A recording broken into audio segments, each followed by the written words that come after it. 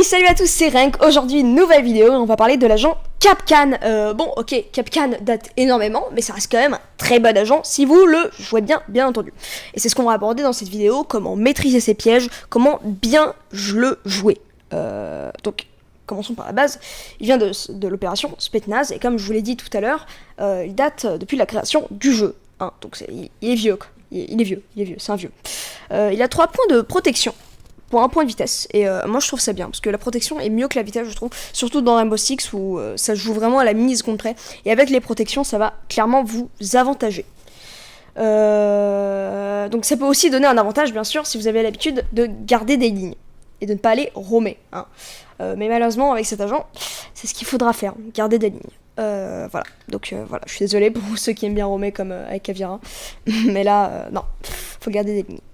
Bref, côté armement, nous avons une 19 VSN et sa deuxième arme est un pompe vraiment mauvais. Hein. Donc on part plus sur la mitraillette, qui est très bien, qui est très mobile, qui fait des dégâts, qui fait assez de dégâts pour enchaîner les kills, etc., qui a un bon chargeur. Ouais, non, très bien. Côté accessoires, on part sur un compensateur, bien évidemment, et une poignée verticale. Ensuite, le viseur, c'est à vous de choisir. Moi, je joue perso avec le réflexe, parce que je le trouve, je trouve que c'est le mieux, en fait. Mais après, c'est à vous de choisir, c'est vos goûts. Ensuite, nous allons attaquer le point de sa capacité, qui est le plus important, bien évidemment, dans un agent.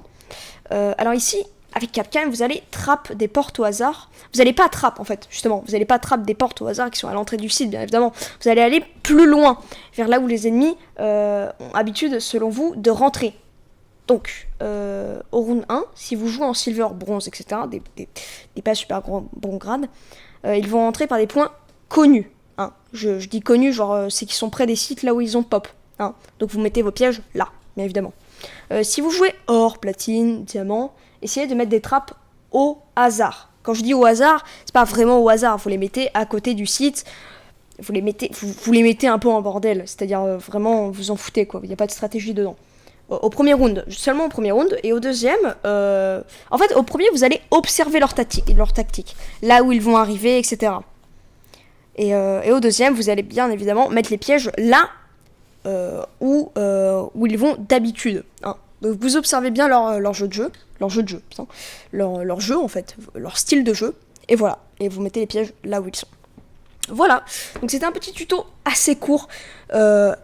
Voilà, j'espère que la vidéo vous a plu et vous a appris plein de choses sur ce personnage, sur cet agent qui me passionne personnellement, je l'adore. Je l'adore, en fait, j'ai beaucoup de kills avec. Et j'en suis très fière de l'avoir acheté. Voilà, et je vous conseille de faire de même, bien évidemment. Au revoir à tous, c'était Renk, bye.